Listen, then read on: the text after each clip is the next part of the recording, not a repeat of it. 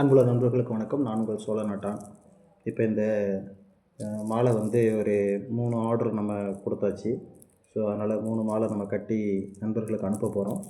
அதோடு சேர்த்து நம்ம நண்பர் இன்னொருத்தர் வந்து பார்த்திங்கனாக்கும் ப்ரைஸ் ரேட் மாதிரி கையில் போடுறதுக்கு கேட்டிருந்தார். அதை இப்போ கட்ட போகிறோம். கட்டிட்டு நாமளும் ஒன்று கட்டிக்க போகிறோம். ஸோ கையில் அடுத்து போட போகிறோம்.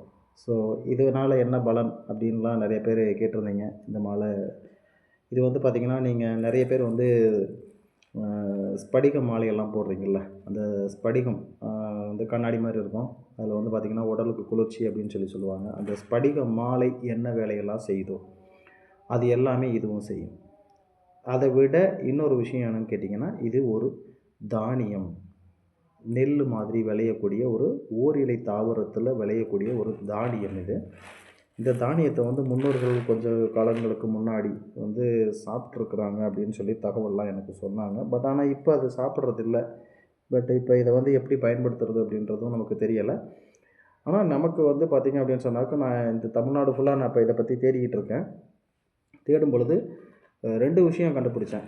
ஒன்று வந்து எது வந்து அதாவது எந்த பகுதியில் வந்து நீர் அதிகமாக இருக்கோ அந்த பகுதியில் வந்து விளையுது.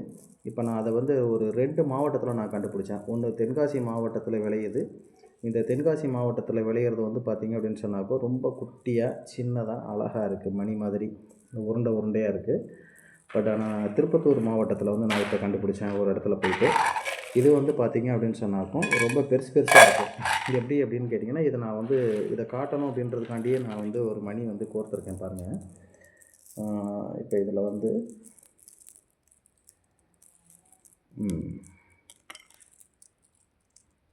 இந்த மணி பாருங்கள். அந்த குட்டி மணிக்கு கீழே ஒன்று இருக்குது பார்த்திங்களா, தென்காசியில் கிடச்ச மணியோட மாலை. அதை வந்து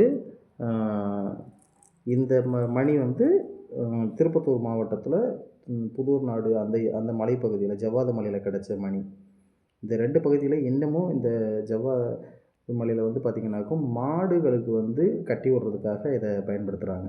மாடுகளுக்கு வந்து பொங்கல் டைமில் கொம்புகளை அலங்கரிக்கிறதுக்காக இந்த மணியை பயன்படுத்துகிறாங்க.